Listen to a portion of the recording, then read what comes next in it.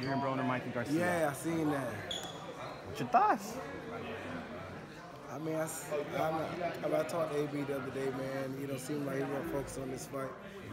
Shit, he ain't got no choice. You know what I'm saying? I mean, right now, you know, with PBC, you know, they're at a place right now that, you know, shit is, you know, heating up. You know, guys are only probably gonna be fighting once, maybe twice a year. And every time they go, they're gonna feed them, you know, some fire. So, you know, man, I think this right here just gonna be the first of many this year. This shit it's gonna be flaming all year, man. So that's something to be sitting there chilling. What was your thoughts on Errol Spence Jr., his IBF win over Kell Brook? Man, you know, I mean, Errol, I say, man, he like that new young lion, like all of us was. You know, we was 23, 24 years old. You know what I'm saying? I mean, you know, like in his mind right now, he's invincible. You know what I'm saying? He's invincible right now in his mind right now, and that's good for him.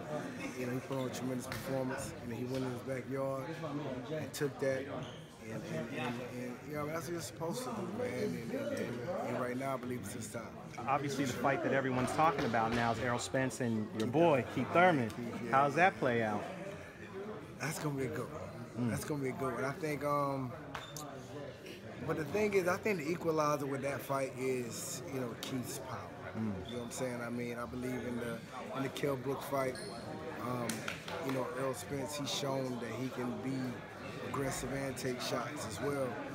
But I think, you know, the punch of power on Keith's end is going to be, you know, kind of night and day from, you know, from Kell Brook. You know, and he can move a little better, he can box a little better. But like I say, it's up for grabs, man, because I know right now Errol is feeling like King Kong right now. So you know, he's going to come and try to take everybody out. Everybody they're talking about. So he's going to bring the heat. I know Keith's going to have something to prove too, because you got this kid that you know what I mean, they're saying that's going to beat him, or whatever the case may be. So he has to defend his belts, man. He's got that injury. He couldn't have come at a worse point of his career, just like you, man. What was it? I don't know. Some elbow, like bone spurs or something like that. Because you've been there, you were to go play your career when you got that injury. Yeah. Like I said, man. We went from, I don't know what, 21 years old on a crazy run to probably 27, 28 till we start having injuries. You know, once they start going, man, it's kind of, you know, you're really going to have to start trying to sit back and take care of yourself. So I think it really, you know, depends on him, on how he takes care of it, how he moves forward, because the fight's just going to be heavy from this point on. I mean, we're not too sure details about the injury, but do you think he should fight this year or just wait for next year? I mean, it looks serious because he got stitches. I mean, if he can hold off, like I say, these big fights aren't going on. And right now he has 2 of the belts. You know, they're gonna have to come to him regardless.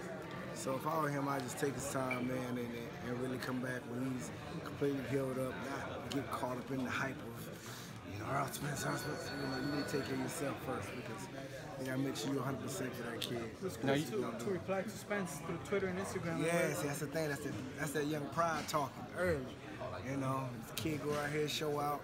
You know, Keith, of course, he's gonna have to bite. You know, before that, you know, Keith wasn't really even talking too much about Spence. You know, saying that he gotta pay his dues and that. Once all that talk going, you know what I mean? Once that hype starts to kind of overshadow you a little bit, you're gonna bark back up, which you should.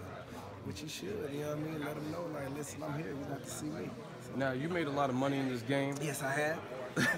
You see the watch? I just light, man. It's bust. I don't know, that's 60. That's light work? Yeah, about 60 on the wrist, but it's light. Though. So you made a lot of money in this game. Yeah, my gym. You shared the ring with Floyd Mayweather. Yeah, man. You know Conor McGregor.